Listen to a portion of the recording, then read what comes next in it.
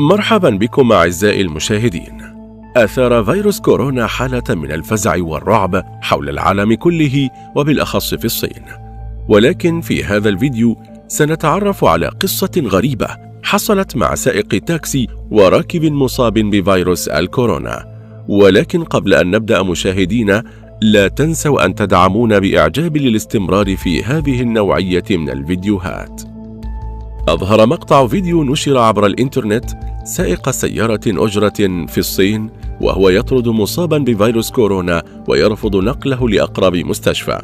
ونشرت شبكة التلفزيون الروسية RT الفيديو الذي صورته كاميرا أمنية داخل سيارة أجرة في خنان، وهي مقاطعة مجاورة لهوبي التي انتشر فيها فيروس كورونا الجديد. وفي الفيديو يظهر راكب يرتدي قناعا طبيا للوجه وهو يدخل سيارة الأجرة ويجلس في مقعد الراكب الأمامي، وطلب من السائق نقله إلى أقرب مستشفى. وبعد فترة قصيرة سعل الراكب فسأله السائق: لماذا تسعل؟ من أين أنت؟ فرد الراكب: إنه من مدينة باودينغ. ولكن السائق راودته شكوك بسبب لهجة الراكب التي كانت مختلفة.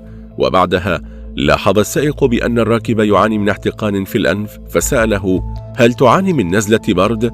وبعد مرور عدة ثوان سأل السائق الراكب ما إذا كان قد ذهب إلى ووهان مركز تفشي مرض كورونا، ثم اعترف الراكب بأنه عاد لتوه من المدينة. فأوقف السائق سيارته على الفور وطلب من الراكب النزول منها. وبعد هذا الموقف نشرت صحيفة دنماركية رفضت الاعتذار للصين بعد نشرها كاريكاتيرا ساخرا مهينا للعلم الصيني تضمن صورة لفيروس كورونا القاتل الذي أودى بحياة أكثر من 130 شخصا حتى الآن. ويظهر في الصورة التي نشرت في صحيفة يولاندس بوستن علم صيني مع تغير النجوم الصفراء التي توجد عادة في الزاوية العلوية اليسرى برسومات لفيروس كورونا الجديد. هذا كل شيء لدينا أعزائي المشاهدين، لا تنسوا الإعجاب بالفيديو والاشتراك بالقناة. شكرا لحضراتكم على حسن المتابعة، إلى اللقاء.